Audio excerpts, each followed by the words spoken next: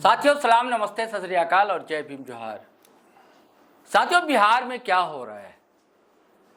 कई तरह की बातें पटना से छन कर आती, दिल्ली पहुंचती, हम लोगों तक भी आती, क्योंकि कई लोग का आना है जाना है, खबरें तो मिलती हैं। और खबर ये है दोस्तों कि कोई मंगल जी हैं, अमंगल हो गया उनके साथ, और एक बार नहीं, खबर है कि दो बार हो गया है, दौड़ा दिया गया है। मतलब बिहारी टोन में कहे तो खदेड़ दिया लोगों ने, जनता। पीएमसीएच है ना पटना में, आपको याद है? याद नहीं है तो जान जाइए, बड़ा मेडिकल कॉलेज है वहाँ पर, वो अस्पताल भी है, जैसे कि रांची में रिम्स है, वहाँ पीएमसीएच। वैसे वहाँ एम्स भी है जो फुलवारी शरीफ में, राजा बाजार। तो वहाँ कई घटनाएं ऐसी हुई थी, कई नेताओं के साथ मारपीट हुई थी, डॉक्टरों ने मारा था, पीटा था। एक थे युवा लीडर थे, भारतीय जनता पार्टी के ही थे, बाद में वो जनस्वराज ज्वाइन कर लिया उन्होंने। तो उसके जो मंत्री हैं, स्वास्थ्य मंत्री यानी कि वो मंगल पांडे जी, तो मंगल पांडे को ही लोगों ने खदेड़ दिया। और इधर जिक्र अगर जनस्वराज का है तो जनस्वराज भी थोड़ा बेचैन है, परेशान है अपने तरीके से, उनकी बेचैनी है, उनकी परेशानी है। लेकिन प्रशांत किशोर ने कहा कि लगभग हमारे उम्मीदवार तय है, और उन्होंने कहा कि 90% लोग ऐसे होंगे जो पहली बार चुनाव लड़ रहे होंगे। जब पत्रकार ने उनसे पूछा कि अगर दूसरे दल से भी आएंगे, बोले बिल्कुल भी नहीं, ऐसा अगर लोग होंगे बिल्कुल छानबीन किया जाएगी, और 10% के आसपास वैसे लोग होंगे। 90% बिल्कुल नए होंगे, सोशल एक्टिविस्ट हो सकते हैं, डॉक्टर हो सकते हैं, रिटायर्ड अधिकारी हो सकते हैं, पत्रकार हो सकते हैं, ऐसे लोग होंगे। और इधर राहुल गांधी जो यात्रा लेकर निकले हैं दोस्तों, वोटर अधिकार यात्रा, उसकी बड़ी चर्चा है और जगह जगह मजमा जुट रहा है। शायद प्रियंका गांधी भी आई, स्टालिन भी पहुंचे, और कई दिग्गज लीडर यानी कि इंडिया अलायंस के जो दूसरे घटक दल उसके भी नेता पहुंच रहे हैं। और सबसे आश्चर्यजनक ये है कि वहाँ किसी भी कार्यकर्ता से आप मिलेंगे तो उसके पास आपको राजद का भी झंडा मिल जाएगा, कांग्रेस का भी झंडा मिल जाएगा, वीआईपी का भी मिल जाएगा, लाल निशान भी मिलेगा। मतलब क्या केमिस्ट्री जम रही है बिहार में, और इसका क्या असर होने जा रहा है, ये सब हम चर्चा करेंगे। हमारे साथ पॉलिटिकल एडिटर हैं शैलेंद्र सिन्हा, उनसे जानेंगे। इनकी अच्छी पकड़ है बिहार पर, बड़ा बारीकी नज़र है, बारीक नज़र इनकी रहती है, मॉनिटरिंग करते रहते हैं हर गतिविधियों पर। तो शैलेंद्र जी, क्या लग रहा है और इधर क्या क्या हुआ बिहार में दरअसल? देखिए, महत्वपूर्ण घटनाक्रम तो ये है जो जैसा आपने भी कहा, जो अब बिहार में जो पहला हफ्ता गुजरा था वोटर अधिकार यात्रा को लेकर, तो उसमें मुख्य रूप से सिर्फ कांग्रेस के नेता थे, जैसे मल्लिकार्जुन खड़गे रहे शुरुआत में, या फिर राजद से लालू प्रसाद यादव रहे। लेकिन पहले जो पहला 2 हफ्ता बीता था उसमें कांग्रेस की अगुवाई राहुल गांधी ने की थी और राजद की अगुवाई तेजस्वी यादव ने की थी। लेकिन अब दूसरे हफ्ते में जो 1 तारीख को ये यात्रा पटना में समाप्त होगी, तो उससे पहले अब इंडिया गठबंधन दल के अलग अलग नेता वहां पहुंच रहे हैं। जैसा आपने भी कहा, जो एमके स्टालिन आज पहुंचे थे, आज मुजफ्फरपुर में उनकी सभा थी और वहां उन्होंने तमिल में ही भाषण दिया। सबसे महत्वपूर्ण बात है जो उनकी मौजूदगी वहां पे वो दर्शाने की कोशिश इंडिया गठबंधन ने की थी। उनके साथ उनकी बहन और जो डीएमके सांसद है कनी मोई, वो भी मौजूद थी। प्रियंका गांधी भी मौजूद थी। प्रियंका गांधी पिछले 2 दिनों से बिहार में है, इससे पहले वो मधुबनी में भी मौजूद थी। तो कांग्रेस की कोशिश, राजद की कोशिश अब इंडिया गठबंधन को वहां पे प्रमुख रूप से स्थापित करने की है। जो दरार की एक बात कही जा रही थी या सीटों को लेकर के ये बातें कही जा रही थी, तो वो उसको कहीं ना कहीं अब थामने की एक कवायद के रूप में आप इसको देख सकते हैं। जो न सिर्फ उसको बल्कि ये भी जो पूरा इंडिया गठबंधन, जैसे एसआईआर के मुद्दे पर के हो, वोट चोरी के मुद्दे पर हो, चुनाव आयोग पर लग रहे आरोपों के मुद्दे पर हो, तो कम से कम वो एकजुट है। अभी हम सब जानते हैं जो कैसे जब संविधान संशोधन विधेयक लोकसभा में पेश किया गया था, तो उसमें जो जेपीसी बननी है, संयुक्त संसदीय समिति, उसमें टीएमसी ने उससे अपने आप को दूर रखने की एक बात कही है। अखिलेश यादव जो सपा के हैं, वो उन्होंने अपने आप को इससे दूर रखने की बात कही है। दूसरे दलों ने भी, जो सहयोगी दल है, तो एक ये मैसेज निकल रहा था जो हो सकता है जो क्या गठबंधन के बीच में असंतोष वाली नहीं। एक चीज और देखिए ना केजरीवाल जो अलग हो गए थे, केजरीवाल पंजाब अलग का हो गए। चुनाव भी लड़ा, वो भी इस मामले में समर्थन किया उन्होंने। समर्थन में है, लेकिन जो एक है, हालांकि यहाँ पे केजरीवाल की उपस्थिति, वो कह रहे हैं जो हम किसी गठबंधन में शामिल नहीं होंगे, हाँ। और अब तक इंडिया गठबंधन ऐसा कोई संकेत भी नहीं दिया जो केजरीवाल उनके गठबंधन में नहीं, शामिल नहीं, लेकिन हो, समर्थन किया इश्यूज को हाँ लेकर। उसे उसको, लेकिन बिहार में वो अलग चुनाव लड़ रहे हैं, अलग उन्होंने लड़ने की बात कही। तो ये एक महत्वपूर्ण घटनाक्रम है। और आज देखिए, जब एम.के. स्टालिन वहां पहुंचे मुजफ्फरपुर, और उन्होंने अपनी जनसभा में बातें भी ये कही, जो यदि यहाँ साफ, स्वच्छ और निष्पक्ष चुनाव हुए तो इंडिया गठबंधन की जीत तय है। यानी आप समझ सकते हैं, जो इनडायरेक्टली उन्होंने ये तक कह दिया, जो चुनाव आयोग पे भरोसा आज की डेट में नहीं किया जा सकता है। इससे पहले राहुल गांधी जब मधुबनी में थे मंगलवार को, वहां पे उन्होंने एक बड़ा बयान देते हुए कह दिया, जो चुनाव आयोग अब देश में चुनाव की तारीखें तय नहीं करता, बल्कि बीजेपी तय करती है जो चुनाव की तारीखें। ये किसने कहा है? राहुल गांधी ने। अच्छा। तो ये एक बड़ा आरोप है। देखिए, पहले राहुल गांधी ने वोट चोरी का आरोप लगाया था, है ना, या फिर एसआईआर के मुद्दे पे उनको घेरने की कोशिश की थी, मतदाताओं के डबलिंग को लेकर के, या जो भी एक मुद्दा रहा था। लेकिन अब जब वो ये कह रहे हैं जो चुनाव आयोग चुनाव की तारीखें तय नहीं करता, बल्कि बीजेपी ये तय कर रहा है, तो निश्चित रूप से ये एक बड़ा आरोप है चुनाव आयोग के। तो कांग्रेस की कोशिश या राजद की कोशिश कहीं न कहीं बिहार में चुनाव आयोग की संवैधानिकता को लेकर के, उसके प्रश्न चिन्ह को लेकर के खड़ा करने के, ताकि इस मामले को लेकर के आम जनता वहां पे मुखर। अभी रुझान कैसा दिखता है?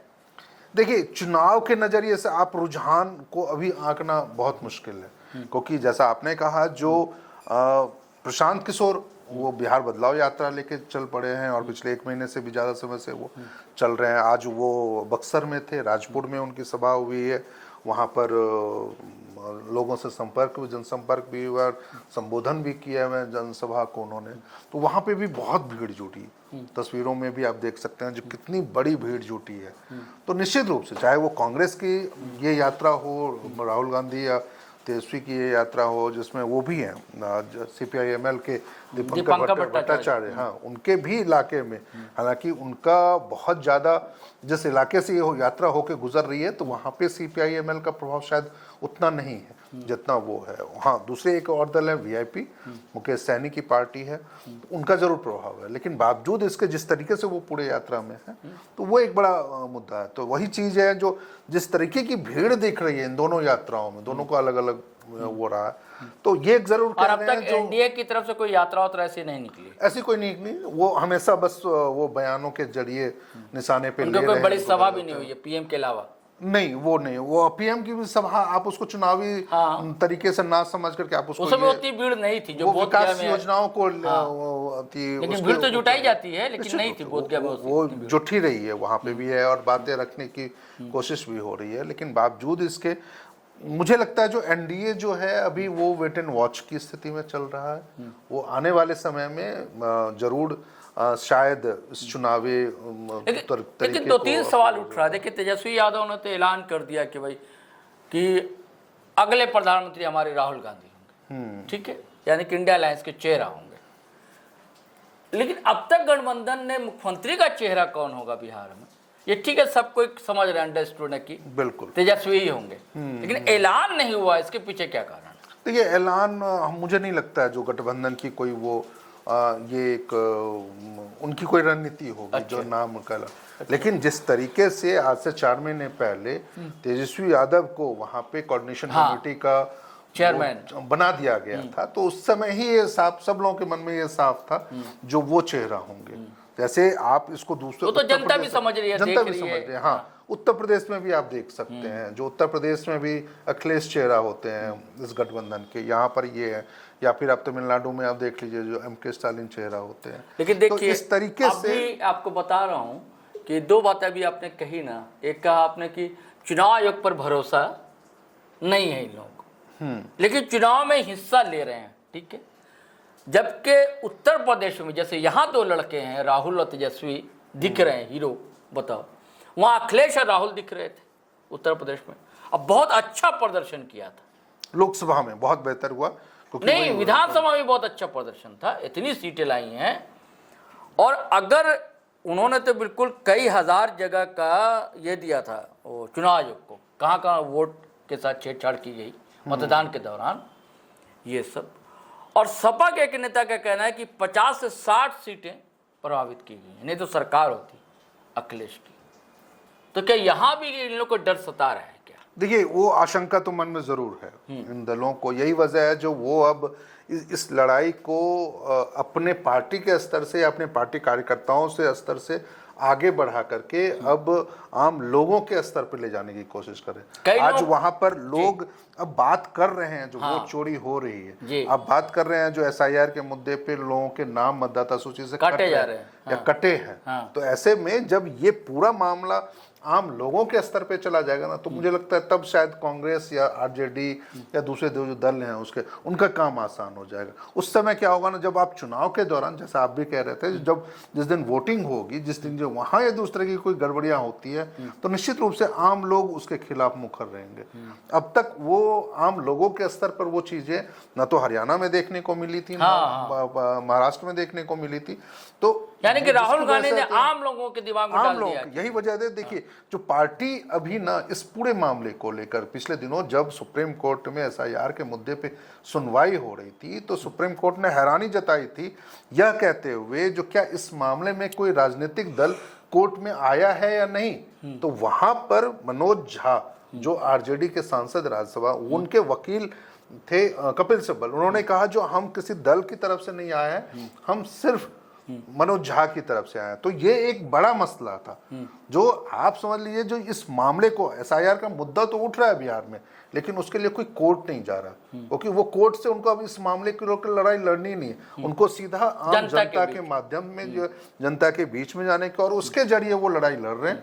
और इसका प्रभाव देखेंगे निश्चित रूप से बिहार में पड़ेगा, आने वाले चुनाव में निश्चित रूप से ये प्रभाव पड़ेगा। और वैसी जगहों पर जहां जहां कांग्रेस हो चाहे आरजेडी हो मजबूत नहीं हो, जहां जहां पर बीजेपी मजबूत है, एनडीए मजबूत है, जेडीयू मजबूत है, वहां पर उन लोगों ने इस बार सिंग लगाने की कोशिश की है इस यात्रा के बहाने। आप समझ सकते हैं जो इस यात्रा के ही बदौलत उत्तर प्रदेश में पिछले लोकसभा चुनाव के दौरान कितना मामला बदल गया था, कैसे कांग्रेस गठबंधन या फिर इंडिया गठबंधन जो था वो 46-48 सीटों पे मतलब जीत हासिल कर लेता। उससे पहले चुनाव से पहले लोग उसको खारिज कर रहे थे, लेकिन अंत में चुनाव परिणाम कर। तो वैसी स्थिति अब बिहार में भी बनने वाली हो सकती है। हाँ शैलेंद्र जी, ये मामला है कि एक मंत्री महोदय बड़ा दौड़ाए गए हैं, कहा कि पटना में भी एक जगह और दौड़ाया गया, नवादा में की घटना। पटना में मंगल पांडे को लोगों ने दौड़ा दिया था, जो अटल पथ है, जो जिसको वहां पे लोग मरीन ड्राइव भी कहते हैं, वो तो वहां पे एक मामले को लेकर के कुछ लोग प्रदर्शन कर रहे थे, और उस दौरान